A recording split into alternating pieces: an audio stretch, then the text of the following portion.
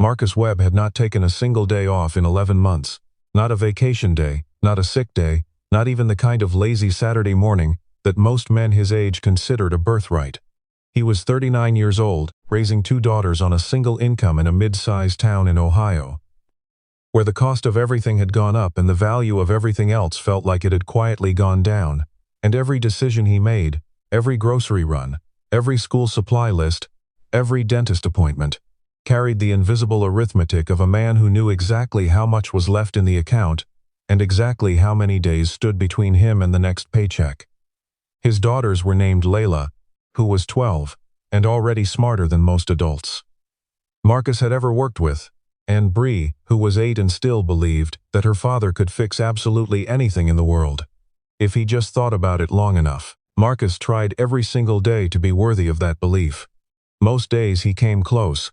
The car was a 2016 Mercedes-Benz E350, and he knew what you were thinking the moment he said that, because everyone always thought it. People assumed a man driving a luxury European sedan was a man who had money to burn, a man who chose leather seats and a smooth ride over responsibility and common sense.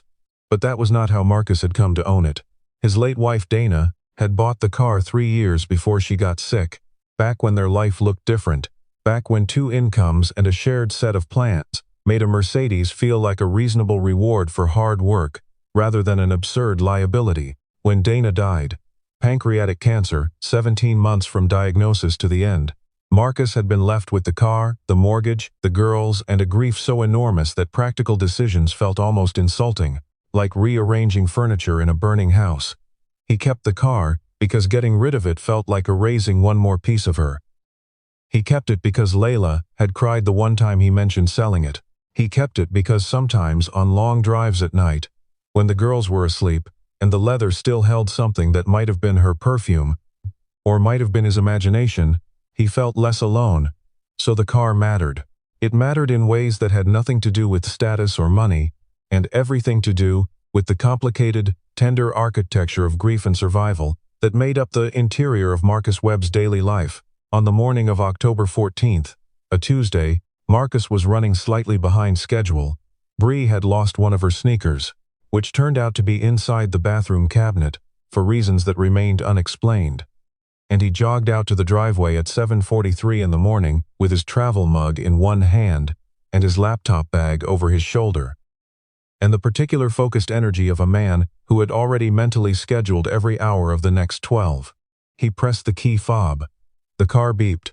He got in, turned the key, and the engine turned over once, coughed like an old man startled awake, and then produced a sound he had never heard it make before, a deep, mechanical shudder followed by a silence, so complete it felt somehow louder than the engine had been. Then the dashboard lit up. Not the normal startup glow of gauges coming to life, but something else entirely. Every warning light he had ever seen in his driving career came on at once: check engine, battery, transmission fault, suspension, ABS, brake system, stability control, coolant temperature, oil pressure, gearbox malfunction. A cascade of amber and red symbols blooming across the instrument cluster like a slot machine, hitting every possible losing combination simultaneously. And then, as if to confirm that the universe meant business, the entire center console went black, the climate control display flickered twice, and the car issued 3 sharp, unfamiliar chimes and fell completely silent. Marcus sat in the driveway for a long moment. He looked at the dashboard. He looked at his travel mug. He set down the travel mug very carefully on the passenger seat, as though sudden movements might make things worse, and he said one word out loud, quietly, to nobody in particular. It was not a word he would have said with the girls in the car. He tried starting it 4 more times. The same thing happened each time. One sad revolution of the starter motor, the fireworks show of warning lights, the 3 chimes, the silence. He called his neighbor, Gerald, who was 64, and had once rebuilt a 1971 Chevelle from the frame up, and therefore served as Marcus's primary automotive reference point in any situation that extended beyond changing wiper blades. Gerald came over in his robe, listened to the car, watched the lights, scratched the back of his neck, and said something that did not make Marcus feel better. "Man, I don't know what that is. That's a lot of lights." Marcus called the dealership at 8:15. He called a tow truck at 8:22. He called his office at 8:31 to say he would be late.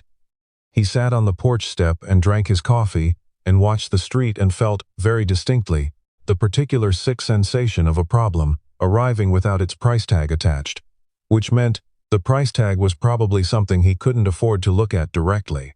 The tow truck arrived at 9:45.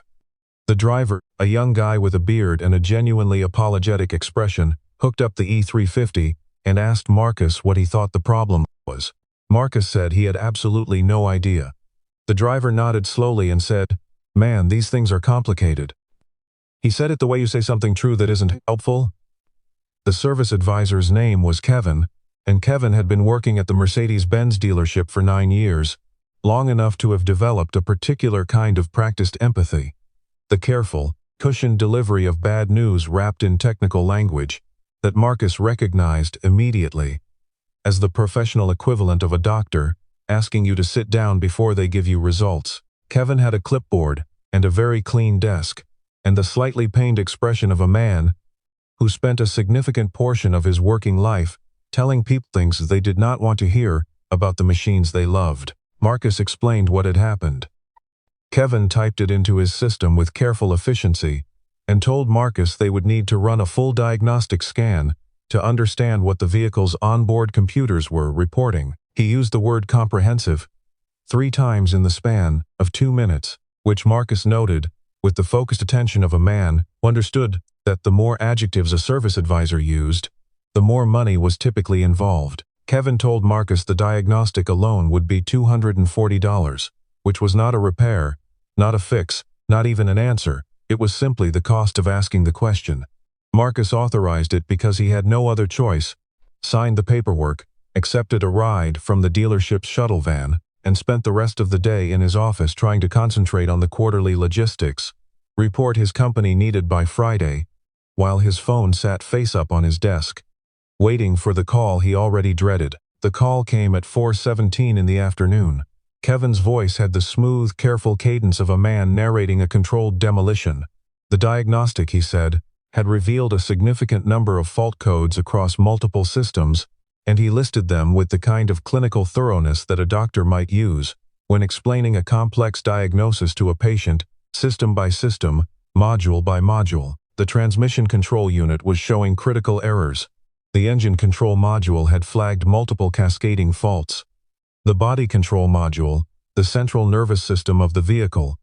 Kevin explained helpfully, the computer that manages everything from the windows, to the seats, to the door locks, to the interior lighting, appeared to have suffered what the diagnostic characterized as a comprehensive failure, and it was communicating corrupted data to every other module in the car, which was why every other system was throwing errors. It was, Kevin said carefully, like a brain that had stopped sending the right signals to everything connected to it. And then Kevin paused for exactly the right amount of time and said the number.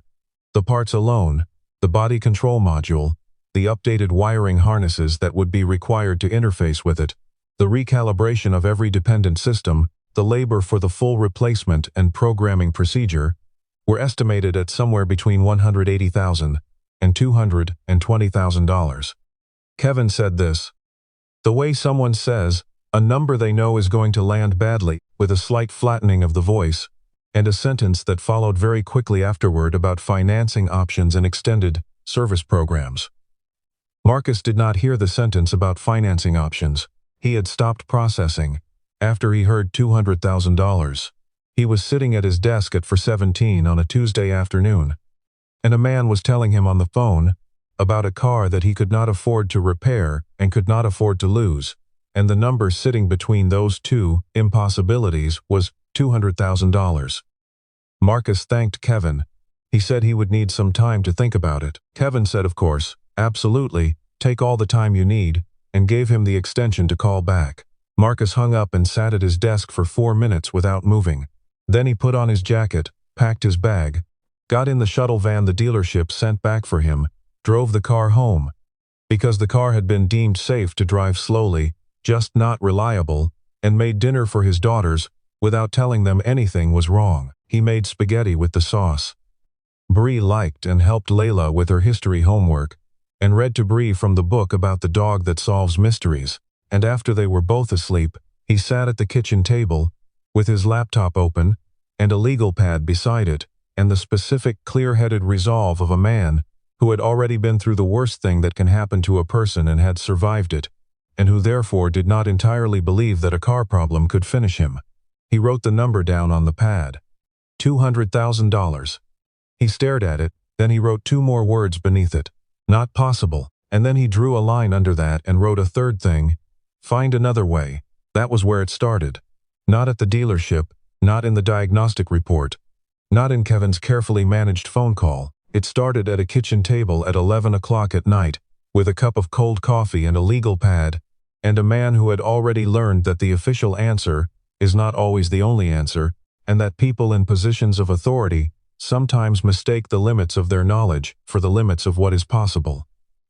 The thing about the internet, Marcus would later say, is that it rewards patience in a way that professionals sometimes don't. Professionals, mechanics, service advisors, dealership technicians are working within a system. They are billing by the hour. They are using manufacturer-approved parts at manufacturer-approved prices. They are following diagnostic trees that were written by engineers at a corporate level and are designed first and foremost to protect the company from liability. That is not cynicism, Marcus was careful to say. Most of those people are doing exactly what they were trained to do, and what they were trained to do is thorough and real. But it means that the diagnostic tree stops at the most expensive, most comprehensive, most foolproof solution and does not bother to keep walking toward the cheaper one. Why would it? The dealership does not benefit from cheaper solutions. The manufacturer does not build profit into affordable repairs. The system is calibrated toward replacement, not investigation. Marcus had no system. Marcus had a laptop, 2 sleeping daughters, and absolute nothing to lose by walking further down the tree. He started with the error codes. Kevin had given him a printed copy of the diagnostic report, full of alphanumeric codes, each representing a specific fault the car's computers had flagged, and Marcus had carried it home. The way you carry a medical report you don't fully understand but intend to study until you do. He typed the first code, B1000, into Google at 11:23 at night. That led him to a Mercedes-Benz owners forum. One of those sprawling, chaotic, beautiful communities of car enthusiasts and amateur mechanics and obsessive problem solvers who have collectively documented, in extraordinary detail, nearly every fault condition every Mercedes vehicle has ever produced since the dawn of the onboard diagnostic era. The forum was called MB World, and within the first 20 minutes of reading, Marcus had begun to understand something important. He was not the first person to have this problem. Not even close. Post after post described the exact same symptom cascade, the simultaneous triggering of every warning light, the failure of the center console, the 3 diagnostic chimes, the body control module flagging as unresponsive, and in thread after thread, after pages of speculation and expert commentary and back and forth between people who clearly knew these cars at a molecular level, the same root cause appeared. Not the body control module itself. Not the wiring harnesses. Not any of the hundreds of thousands of dollars worth of components that Kevin had described as needing replacement, a sensor. Specifically, a small voltage sensor on the battery management system, a component barely larger than a matchbox, responsible for monitoring the battery's charge state and communicating that data to the body control module. When the sensor failed, and they failed apparently, with some regularity in this generation of E-Class vehicles, particularly in cold weather, it sent corrupted voltage data to the BCM.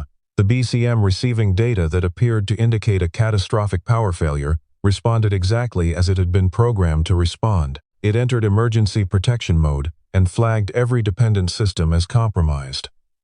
The cascade of warning lights was not evidence of widespread failure. It was evidence of the body control module doing its job, protecting the car from what it believed, based on corrupted data from one small lying sensor, was an imminent total electrical collapse. Remove the lying sensor, replace it with a sensor that told the truth. The BCM would wake up, read accurate data, and cancel every flag it had been holding. All $200,000 worth of apparently broken systems would resolve themselves, because they had never actually been broken in the first place. Marcus read this finding in 7 different forum threads, written by 7 different people who had faced the same diagnosis from the same dealerships or similar ones, received the same catastrophic estimate, refused to accept it, done their own research, and found the same answer.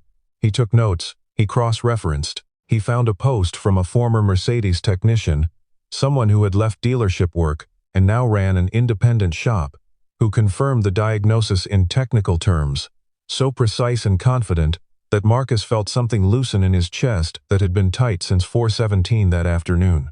The part was called a battery current sensor, or in some documentation a battery management sensor or IBS sensor, standing for intelligent battery sensor. It was a small electronic component that clipped onto the negative terminal of the battery and monitored current flow and voltage with enough precision to feed the car's computer-accurate power data in real time. When it failed, and it cost almost nothing to manufacture, which was part of why it was not on Kevin's diagnostic radar as the first thing to check, it did not fail quietly. It failed in a way that looked, to every downstream system that depended on its data, like the end of the world. Marcus found the part on 3 separate websites. The OEM replacement, the exact part, manufactured to Mercedes-Benz specifications, was available on Amazon for $13.79. Prime delivery 2 days. He sat back in his chair. He looked at his legal pad. He looked at the number he had written, 200,000. He looked at the number on the screen, 1379. He thought about Kevin's voice on the phone, perfectly modulated, professionally empathetic, giving him a number that was simply and completely wrong. Not through malice, not through dishonesty, but because the diagnostic tree had pointed at the downstream casualties of a tiny failure and called them the primary cause, the way a doctor might prescribe a transplant for an organ that was perfectly healthy, but had been receiving bad signals from a malfunctioning nerve. He ordered the part, 2-day shipping. He added it to his cart and checked out and felt, for the first time since that morning, something that was not dread. The part arrived on Thursday morning. Marcus knew it had arrived, because the UPS tracking notification came through at 8:51 a.m., while he was in a conference call about supply chain projections, and he felt a small, private thrill that had absolutely nothing to do with supply chain projections. He picked it up at lunch, a small padded envelope, absurdly light, containing a component roughly the size of a deck of cards. He held it in one hand in the parking lot and thought about Kevin's voice saying 180,000, and the contrast was so extreme, it almost felt like a joke, except it wasn't. It was just the distance between what a system is designed to find and what the actual problem was. He had watched the tutorial video 4 times. 3 different people on YouTube had posted step-by-step guides to replacing the IBS sensor on a 2016 E350, and all 3 of them agreed on the basic procedure: open the hood, locate the battery in the trunk, disconnect the negative terminal, unclip the old sensor from the cable, clip the new one in place, reconnect, clear the fault codes with an OBD2 reader. Marcus had borrowed a basic OBD2 Bluetooth reader from Gerald, a device Gerald owned because Gerald owned every device that had ever touched an automobile, and spent 30 minutes the night before watching the tutorial on his phone until he could have narrated it himself. He did the repair on Thursday evening in the driveway, while Layla sat on the front steps doing homework, and Bree stood beside him, handing him tools with the grave, focused helpfulness of an 8-year-old, who had decided that this was her moment to prove she was capable of serious mechanical work. The repair took 22 minutes. That included the 4 minutes Marcus spent finding the battery in the trunk, which is located under the floor panel, rather than in the engine bay. A Mercedes quirk he had not fully internalized until he was standing there with the hood open, wondering where the battery had gone. The old sensor came off the cable with a simple unclipping motion. It was visually indistinguishable from the new one, which was part of what made the whole situation feel surreal. He was holding a $13.79 component and trying to reconcile it with the phone call that had nearly sent him into a financial spiral. He clipped the new sensor onto the negative battery cable. He heard it click into place. He reconnected the terminal. He stood up, wiped his hands on his jeans, looked at Bree, and said, "Let's see what happens."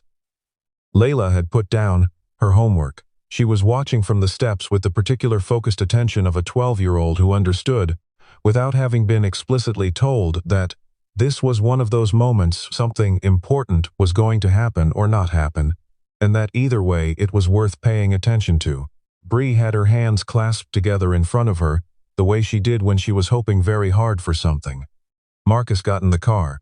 He put the key in the ignition. He turned it. The engine started immediately. It started the way it had always started for 3 years. A smooth, confident ignition, the rumble settling instantly into the quiet idle. That was one of the things Dana had loved about it. When they first drove it off the lot, the dashboard lit up with the normal startup sequence, gauges sweeping briefly and returning to their resting positions. No warning lights, no amber cascade, no 3 chimes, no silence. Just the normal, unhurried aliveness of a car that was fine, had always been fine, would continue to be fine, because the one small component that had been lying to its brain about the state of the world had been replaced with one that told the truth. Marcus sat in the driver's seat for a moment. He connected the OBD2 reader to the port under the steering column, opened the app on his phone, and cleared the stored fault codes, all 37 of them, every amber and red flag the BCM had been holding in its memory since Tuesday morning, gone. The system read clean. He sat there looking at the phone screen showing 0 active codes, and he felt something move through him that was complicated and real. Relief, yes, and the satisfaction of having found the answer, but also something larger and harder to name. The feeling of having been told a thing by people with authority and credentials, and the full weight of institutional expertise behind them, a thing that was simply not true, and having trusted himself enough to look past it. He got out of the car. Bree was already running toward him with her arms out. He caught her and swung her up, and she said, "Did you fix it, Daddy? Did you fix it?" And he said yes, he fixed it. Layla walked over more slowly, in the measured way she had developed since her mother died, the way of someone who has learned not to run toward good news, because good news sometimes turns back into bad news when you get close enough. But she was smiling. Marcus held out his arm, and she stepped into it, and the 3 of them stood in the driveway in the last of the October light, next to a car that was running exactly as it should, for the cost of a part that was less than the family's weekly budget for breakfast cereal. Later that night, after the girls were in bed, Marcus typed out what had happened in full detail on the MB World Forum. He wrote it the way the people who had helped him had written their own posts, with specifics, with part numbers, with the exact diagnostic codes, and the exact steps to resolve them. He wrote it because someone else was going to face the same phone call from the same kind of service advisor. And he wanted that person to find his post at 11 o'clock on a Tuesday night, the same way he had found the posts that saved him. He wrote it because the information existed in the world already, but it needed more voices, more confirmation, more people saying clearly, this is what it was, this is what fixed it, this is how much it cost. He wrote it because the system had failed him, and the community had not.